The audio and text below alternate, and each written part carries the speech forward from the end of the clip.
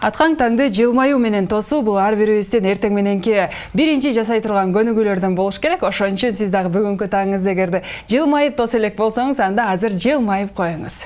Негизи эле жашоого болгон биз көз карашыбызды сиз айткандай жакшы нукка өзгөртө турган болсок, сөзсүз түрдө бизге жана биздин коомубузга, биздин досторубузга ийгилик жылмаят экен.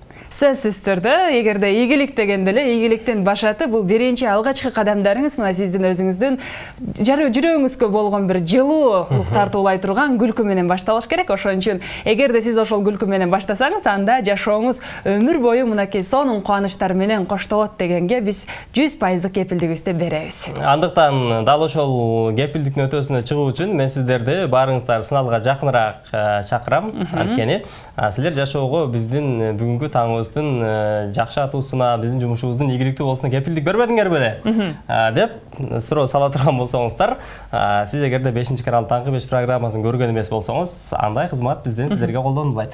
Ал эми мен жогорудагы Саманчын жол деп бир жакшы чыгарма жаңырып өтпөдү, анан кийин ушул сүйүү тууралуу бир кыскача ойчолдон айтканын айткым келип турат. Таң эрте инсандардын көзү уйкудан ачса элек, биздин Гүлжамал сиздерге сүйүү тууралуу бир ырсаптарын айтат. Бул кыскача ушул ой толгоо экен. Эгерде сүйүүдө жарактуулук мөөнөтү жазылганда, анда сүйүүдө мынчалык уулануулар болбойт эле дейт. Мен ушул жерде сүйүү тууралуу менде да бир жакшы бир айтылган сөздөр эске келип кетти. Сүйүү эгерде даамын жакшы тата билсең, бул бал, ал эми ашыра татсаң, бул уу дейт да. Ооба. Ошон үчүн ууланып калбайлы, жөн гана балын татып, жыргалчылыкта жашай берели. Ал эми ошол мынакей бизди сүйүүнү, жашоону, деги эле койчу жашоодо эмнелер болуп жатса, ошолордун баардыгын өздөрүнүн жүрөгүнөн өткөргөн адамдар, булар акындар деп айтабыз. Азыр болсо биздин төрүбүздөн орун алган коногубуз бар. Студиябыздын мейманы буга чейинки биздин меймандарыбыз, акындарыбыз жалаң гана кыргыз тилинде ырларды өзүнүн жан дүйнөсүнөн оргуштап чыгарса, бул биздин студиябыздын мейманы өзүнүн жан дүйнөсүнөн чыккан ырларды орус тилинде ушул кагаз бетине түшүрүп жүргөн агаларыбыздын бири акын, коомдук ишмер Сарбар Турдубаев. Саламатсызбы? Assalamu alaikum. Саламатсыз. Кош келипсиз. Сарбар баке, бисмилла деген эле биринчи суроону ушундан берейин. Мисалы үчүн орусча жазып калууңузга эмне себеп болду? Мисалы үчүн көпчүлүк акындар эми кыргыз тилинде көп чыгармалар жазышат. Анан сизге эмне себеп болду орус тилинде ыр жазууга? Мен Баткен облусунун Лейлек районунан келдим. Улутум өзбек. Биз бардыгыбыз, ата-бабаларыбыз бардыгыбыз ошо Кыргызстандын жарандарыбыз, биз каяктан көчүп келгенбиз. Бешкентте дайыма эле өзбектөр жашап, Бешкент айылында дайыма эле өзбектөр жашап жүргөн. Анан менин ата-энелерим Арка деген айылга, Жаңы Жер айыл өкмөтүнө чек аралаш айылга көчүп келишкен. Мен ошо Аркада Борбордук деген айылда туулгам. Анан өзүм өзбекмин, кыргызстандыкмын. Мектепти, орус мектепти Тажикстандан окугам. Анан 20 жылдан бери ар кандай эл аралык проекттерде чет өлкөлүктөр менен иштеп жүрөм. Ошондуктан мен өзбекче, кыргызча, тажикче, орусча, англисче да билем. Но бирок эң жакшы билген тилим бул орус тили. Себеби мектепти, техникумду, университетти орус тилинде бүтүргөм. Эми устада 1, 2, 3, 4 бычагы бар болсо, мындай резчик, мындай жыгачка иштей турган уста болсо, эң өткөрүн иштейт да. Туура, эң мындай жакшы немесин курч болсо, ооба, эң курчун иштейт. Менин эң курч тилим бул орус тили. Ошон үчүн мен орус тилинде жазам. Бул орус тили деп калдыңыз. Башка тилдерде, мисалы, өзбек тили, тажик тили, аларды дагы билем деп калдым. Кыргыз тили, англис тили. Аларды дагы мындай шилтеп коймой адатыңыз барбы ал тилдерде дагы? Мен өзбек тилинде 1-2 эле ырларым бар, но аз да. Мен өзүмдү мындай комплекс дейт го, мели баары бир бул тилдерди орус тилинде жакшы билбейм дейм да. Ошон үчүн сүйлөшүп жүрөм. Мына силер менен да кадимкидей сүйлөшүп турам да. Но бирок ыр жазганга Сиздин ошондо жан дүйнөңүздүн тили бул орус тили. Ошондой десек дагы болот. Буга чейин канча ушул ыр жыйнак китептериңиз чыгып чыкты? Бул азыр силерге келүү бир салт болуп калды. 5 жыл мурун 2016-жылы Отцовский сад, атамдын багы деген китебим да чыккан эле. Бул жерге келип, ошо утренний эмеде ал жерде орусча сүйлөштүк эле. Ошондо да келип неме кылып кеттим. Бул экинчи китебим. Бул китептин аталышы Хорошие люди, жакшы адамдар. Вот, муну силерге алып келдим. Бул өзүм мындай презентация, интервьюлар көп болуп атпайбы, ошол үчүн өзүм иштетип жүргөн экземплярым. Бул силерге белек болсун. Эми билесиңер, дагы бул 4 бөлүктөн турат. Биринчи бөлүгү аңгемелер. Аңгемелерди мен атайын ошондой жашоомдо болгон, ата бабаларыбыздын жашоосунда болгон Лейлек районунда бизде как живут люди в Лейлеке, Лейлекте адамдар кандай жашайт деген эме подзаголовок менен кетип атат. И темасы ошондой десек болот. 7-8 аңгеме ошо биз коңшулар менен кандай жашайбыз. Мисалы үчүн мен жанымдагы дубал кошунум Эркин аке деген кыргыз киши эле. Ал менден чоң.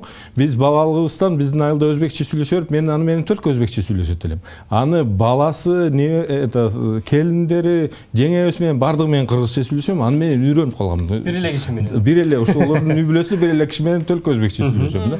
Ал вот мен мисалы үчүн төрөлүп, мындай 2-3 жашка толуп көчөгө чыгышы менен ошо Эркин акени көргөм да. 1-2 жыл болду, тилекке каршы ал киши өтүп кетти. Биз ушу канча атам Эркин аке менен эч качан эч нерсе талашкан эмес. Мен да канча жыл жашаган болсом көзүмдүн алдында Эркин аке болгон, биз жакшы мамиледе болгонбуз.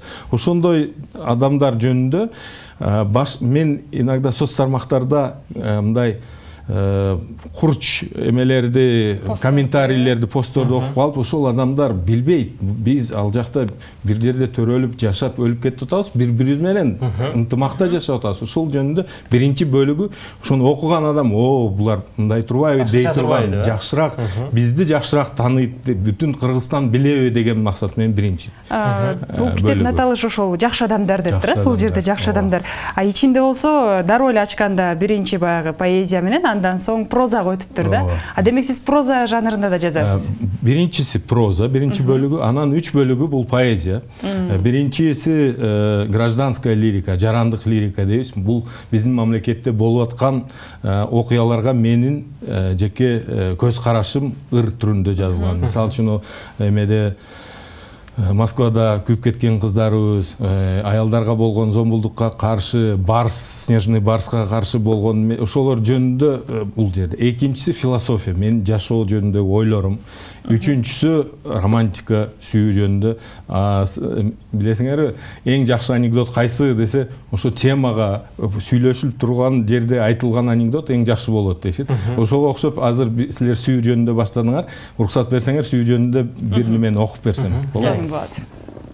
Я никогда тебя не разлюблю. Пусть даже буду далеко, надолго. Скорей поверь, что кем-то я оболган, чем в то, что с кем-то ложе разделю.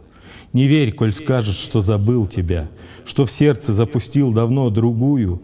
Поверь, такого никогда не будет. Ну, мало ли, что болтуны трубят. Да, в мире много путанных дорог. И если где-то я с дороги сбился, поверь, что я всегда найти стремился тропинку, что ведет на твой порог. И даже если вдруг скажу я сам, что без тебя милей мне весны, зимы, подумай, что с ума сошел, любимый, но верить не посмей моим словам. А если скажешь, что давно ушел в миры иные, тихо и без шума, то знай, что о тебе одной я думал, когда приют последний свой нашел. Я никогда тебя не разлюблю. Пусть даже будет далеко, надолго, скорее поверь, что кем-то я оболган, чем в то, что с кем-то ложе разделю. Жакшы. Сарор аке, сурагым келип турат. Айтпадыңызбы, китептин биринчи бөлүгү Лейлекте элдер кандай жашашат деп башталат деп. Анан негизинде биз ар бир инсан өзүнүн жашоосунда кошуналар менен кандай мамиледе, жакшы мамиледе болуш керек.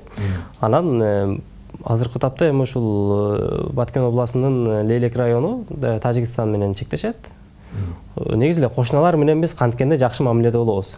Мамлекеттик деңгээлде алып карайлы, андан ушул жеке жашоону. Бул сурооңуз үчүн сизге чоң рахмат. Мен күттүм эле ошондой суроо болобу деп. Негизи ошол кечеги болгон окуяда мен үй бүлөмдү, балдарымды, энемди эвакуировать этип өзүм калдым. Себеби кете алган жокмун. Себеби биринчиден мен кенже уулмун, мен атам мага коргонуу сүйүүбүздү калтырып кеткен. Ошондуктан кеткени болбоду да. Ата жайын таштап кеткен болбоду. Такыр болбоду. Экинчиден мен көп ата мекен жөнүндө, родина жөнүндө көп ырларды жазам. Анан бир эле автомат атылса эле кетип калсам кандай болот деген неме дагы болду да. Анан эме ошо мен муну эмеге айтып атканымдын себеби эң мындай жабыр тарткан мен десем болот да, себеби айылыбызда эч ким калбай, ар жактан кара түтүн чыгып, пожарлар болуп көп, бизде 20-дан ашык магазин, кафе немелер күйүп кетти да, күйдүрүп беришти десек да болот да. Но ошондой болсо дагы менин оюм, бул согуш тажик элине кыргыз элине каршы согушу болгон жок да.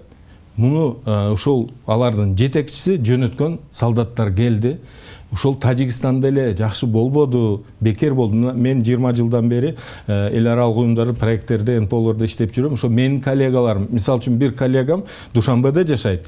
Азиза, фамилиясын азыр унутуп калдым, Азиза деген. Ошо күндөрү Бишкекке келген бекен, ошо күндөрү мурун келип, сонда сүрөткө түшкөн экен, кыргыз кийим менен. Ошо кыргыз кийим менен түшкөн сүрөтүн коюптур да, что бизди поддержка кылабыз, биз каршыбыз буга, каалабайбыз деген эме менен. Эми мен ойлойм, болду, согуш болду. Эми дальше постоянно согушта болуш мүмкүн эмес. Конечно, биз өзүбүздүн ата мекенибизди сүйөбүз, 1 сантиметр да өзүбүздүн жерибизди эч кимге беришибиз керек эмес. Но бирок бир өмүр согушта душман болуп өтүшүбүз да керек эмес. Себеп дегенде, булар дагы эч кайга көчүп кетпейт, биз дагы эч кайга көчүп кетпейбиз. Биз өзүбүзгө бекем, өзүбүздүн мүлкүбүзгө, өзүбүздүн жерибизге бекем болушубуз керек.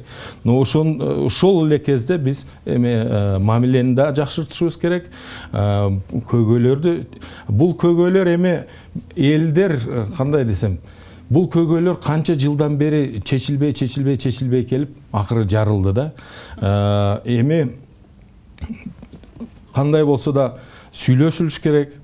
Азыр көп адам наразы болуп атпайбы, эмнеге барды экен деген. Мен аны менен талашып аткан жерим жок. Кандай болсо да дипломатический башка жолдорду, более грамотный, мындай туура жолдорду тандап, тынчтык жол менен, бирок сөзсүз чечиш керек. Биринчи күнү мен үй бүлөмдө кеткен жок, себеби мен эртеси күнү анан жөнөттүм да балдарым. Себеби мен азыр бир-эки атып эле токтотот, андайга барбайт деп чын жүрөктөн ишендим. Эч качан мындай болуп кетет деп ишенген эмес элем да. Бул ошол жерде мисалы баягы азыркы учурда элдердин акыбалы кандай? Мисалы ошол эле тажик эли менен кыргыз эли мисалы мындай болот го, эки адам урушса деле эртеси күнү кайра жүз карашканда бири-бирине мындай кечирим суроо деген нерсе болот да. Ал кезде мисалы үчүн мен айттым, жана солдаттар келди, жөнөтүлгөн военныйлар келди, ошолорго уурулар, мародёрлор кошулду да. Конечно, аларга эч кандай уважение жок, оправдание жок, аларды актап болбойт. Но бир случай биздин көчөдө бир айыл, бир бак, анан чоң асфальт көчө, анан Тажикстан башталат да. Биз мындай чек арада эле жашайбыз да. Бир аксакал ажы бар бизде, ошонун коюну башка бир ууру уулдырап кетип аткан жерден бер жактагы тажик кошунасы аксакал постоянно коюн багып жүргөнүн тааныйт экен да. Сен ажыны коюн алып кетип атасың, бияка калтыр деп туруп, үйүнө сактап коюп, баягы тополоң бүткөндөн кийин ажыга биздин айылдашыбызга өткөрүп берди да. Эми мындай жаман иштер көп таралат да, маалымат көп болот да. Ама мындай жакшы иштер жөнүндө маалымат аз болот да. Эми биз жанагы айтканымдай эле ошондой жакшы немелерди да көрүп, ошолорго да көңүл буруп, ошолорду да элге жеткирип айтсак, балким ошол биздин салымыбыз болот. Ошон үчүн айтылган да, баягы кайсы бир эл жаман эмес, ошол элдин ичинде бир бузук жамандар бар. Ошонун айынан эки элдин ортосунда бир доо кетиш ыктымал депчи. Эми азыр чыналуу бар, кичине бардыгыбыз эле кичине коркуп жашап атабыз, коркуп, кыжалат болуп, кабатыр болуп ушинтип эле жашап атабыз. Но Кудайга шүгүр, мурункудай открытый конфликттер жок. Ошого шүгүр кылып турабыз. Бир чоң карынбайды бир кумалак чиритет дегенде арасынан ушундай бир чагымчыл топтор дагы чыгышы мүмкүн. Жогоруда сиз бир сүйүү саптарын окуп өтпөдүңүз, анан ошол жерде мага бир ой келди да. Ал жерде мындай сүйүүдө чындап эле унутуу мүмкүн эмеспи? Мисалы сүйүп калган адамыңды же болбосо. Сарбарбек ачык айтыңызчы. Аны башталып десең. Кичине бөлүндө баарыбыз тең калчу. Унутуу мүмкүн эмес да, унутканга мүмкүн эмес депчи. Эми унутканга мүмкүн эмес. Эми мындай дейбиз да, память деген нерсе бар. Анан сезимдер бар да. Албетте сүйгөн адамыңды унутпайсың, ал эмеңде калат, эсиңде калат да. Но жылдар өтүп, баягы жүрөктө болгон согум балким анчалык болбойт. Себеп дегенде мурдагыдай болбой. Жылынып кетип калышы мүмкүн. Себеби башка адам уже жүрөккө кирген болушу мүмкүн. Ким бир өмүр башынан аягына чейин бир сүйүү менен өтүп кетиптир билбейм энди. Анда ишенип болбойт го себеби. Болот, неге болбойт? Мына эми келди окшойт. Неге мисалы үчүн сиздин өзүңүздүн жашооңузда ушундай окуя болду беле? Ошол инсанды аябай жүрөгүңүзгө аябай киргизип, анан ал инсанга жетпей калып, артынан арманда ыр жазып, анан кийин деле карасаңыз бажырайып башка бир инсан жан дүйнөсүнө кирип келип, жанагы инсанды унутуп калган учурлар. Бул ырлар деле жөн жер албаса керек. Эфирден мурун келинчегиме чалып көр, азыр эфир болот деп койдум эле. Эми өкүнүп атам. Но мындай да, 22 жашымда үйлөндүм мен да. Өзү жүрөгүмдө бар экен, мен поэтмин, акынмын да. 22 жашка чейин бир жолда сүйбөдү деп ойлойсуңар дейм. Мен 4-класстан сүйүп баштаганмын десең да. Жеңе сыналган алысыраак туруп, ушул сыналгынын жана баскычын пульт деп коет, ошону алысыраак жерге коюңуз, телевизор чабып ийбеңиз. Айта бериңиз Сарвар ака. Силер билесиңер, ошондой дегенде наоборот кайра телевизорго жакыныраак келишет адамдар. Жок, мен айтпадымбы, ооба. 4-класста бир кызды сүйүп калгам. Түндөрү мындай түшүмгө кирип, жаныга барсам сүйлөй албай кызарып ошентип жүргөм. Но өтүп кетти мына. Жаныңар жок азыр. Азыр жалаң жеңеңерди сүйөм. Алгачкысы актамаңыз эми. Ошол канча убакытка созулду эле? 4-класста болсо, андан кийин ой, канча убакытка билбейм, 5-6 ай болсо керек ошондо. Или даже больше. 5-6 жыл деп. Мындай 4-класста болсо, анан 5-класска келгенде жазда немеде каникулга кеткенден кийин кайра келип кичине тынчып калдым. Ошону менен башка болгон жок. Ошону менен сразу үйлөндүм 22 жашта десең. Сарвар ака, анда келиңиз, сиздин ушул жан дүйнөңүздү орукштап чыккан ырлардан дагы бир угалы. Андан кийин анда ошо ата мекен жөнүндө көп сүйлөдүк эле. Капа болбосоң, уруксат берсеңер ушул жөнүндө. Келиңиз. Родина не только герб и флаг, блеск оркестра, торжество и гимны. Родина — отцовский старый сад, что всегда нас ждет гостеприимно. В дворике родима первый шаг, внучки долгожданной и любимой, желтой дыни сладкий аромат, на базаре ряд шашлычный дымный, в марте абрикосов белый цвет, а в июне у дорог малина, бабушкин серебряный браслет, под окном цветущие жасмины, над водой расплавленный закат, из сыккуля синие глубины, разорвавшийся по швам гранат рассыпает сладкие рубины. К лампочке армады мотыльков, каждый к свету быть поближе жаждет. Родина — смешение языков, где друг друга понимает каждый. Родина не только герб и флаг, блеск оркестра, торжество и гимны. Родина — любимый нежный взгляд, маминых лепешек запах дивный. Айылдагы мисалы апабыздын жапкан нанын элестеткен бир сонун чыгарма болуптур. Анткени бул өлкө дегенде эле, ата мекен дегенде эле сөзсүз түрдө желегибиз, гимн, анан кийин герб эмес, биз ошол апабыздын биринчи жапкан нанын эстейбиз да. Анан мен Лейлектен Баткенден келбедимби? Өрөктүн гүлдөгөнү, бизде Кадам жайда малина сатылып баштайт, малина пышканда да. Анан билесиңер да, немелерде чоң аталарыбызда, чоң энелерибизде, тайнелерибизде чоң эме серебряный эмелери болуп, билерсиңби браслеттери болот эле. И бардыгыбыз кыргызстандык болгонубуздан ысык көл менен кээ бирибиз ысык көлгө барбай туруп эле сыймыктан эребиз да. Ар ким да келе албайт да. Ошо биз Кыргызстанда анан тилдердин аралашуусу, ар кандай тилдер бар болгону, улуттар бар болгону жөнүндө ушул жерде жазганга аракет кылдым. Эң сонун Сарвар агай, бул өзүңүздүн эми азыркы учурда ушул жалпы кыргыз элине, ушул сизди көрүп жаткан жалпы көрөрмандарга өзүңүздүн соңку акыркы каалоо тилектериңизди айтып өтсөңүз болот? Мен каалайт элем, ушул нерсеге мен ушул китебим салым болот деген үмүтүм бар. Биз бири-бирибизди жакшыраак билип, жакшыраак үйрөнүп, мисалы үчүн Ысыккөлдө жүргөнүбүздө бир неме менен досум менен жүрүп, башка бир немелер кемеде жүрүп таанышып калдык. Силер каяктансыңар десек, орусча сүйлөшүп атабыз. Силер каяктансыңар деп бизден сураса, биз Баткенден десе, ой койгулачы эмнеге Баткенде ошончалык орусча сүйлөгөндөр барбы деп бизге айтып атышат да. Ошону бири-бирибизди жакшыраак билсек андай деп ойлобойт элек. Бизде да Баткенде орусча жакшы сүйлөгөн, керек болсо китеп жазган адамдар бар орус тилинде да.